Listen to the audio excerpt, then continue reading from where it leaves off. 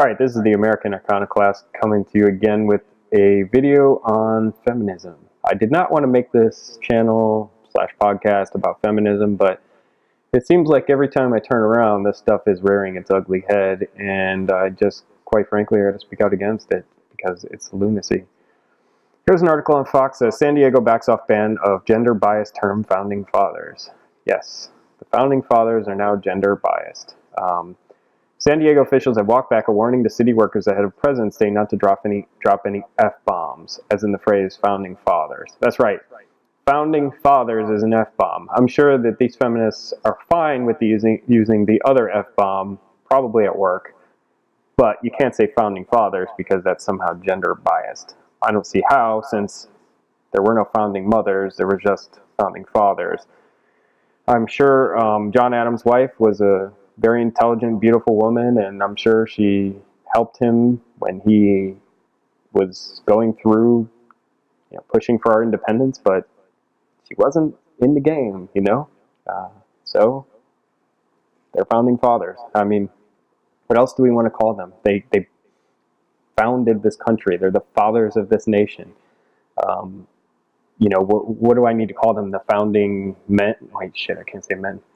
Founding boy, no, they're grown up. The founding dudes, no, shit. The founding persons who created America, who also created the First Amendment, freedom of speech. Imagine that. Now, I am in favor of gender equality. I think they deserve the same individual rights that every other person has, and that's it. No more, no less, and that should be the way it is. Love all the women in my life, my daughter, my wife, my mother, every sister, everybody, but they don't have a right not to be offended. See, that's not the way America works. Now, maybe this is just fringe, and Fox is just making a big deal out of it because they're talking about the founding fathers, and maybe it's more than it seems to be, but I don't know. I keep seeing this stuff popping up.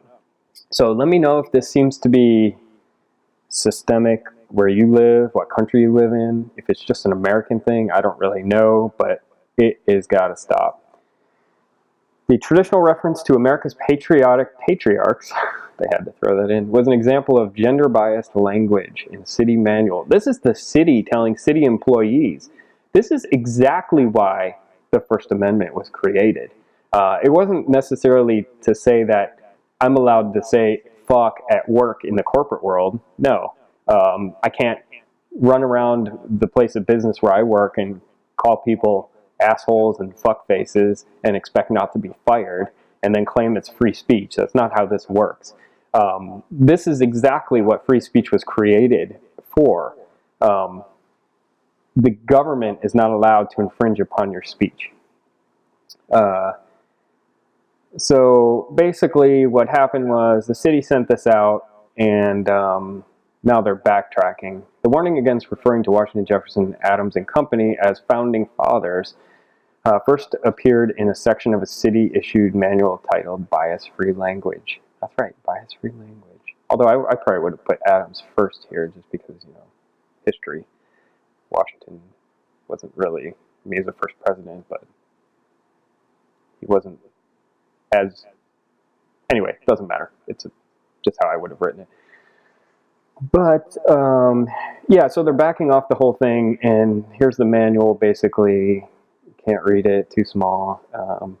But they're saying the Founding Fathers reference was an example used in the correspondence manual, nothing more. This example has been removed. Okay, so they did remove it, but they're saying no employee has ever been disciplined for referencing our Founding Fathers, and no one ever will. It's not about whether you're disciplined for it or not. It's the infringement upon your rights. That in itself is being disciplined or being affected by what they're doing. And just putting this in there was an infringement upon their rights.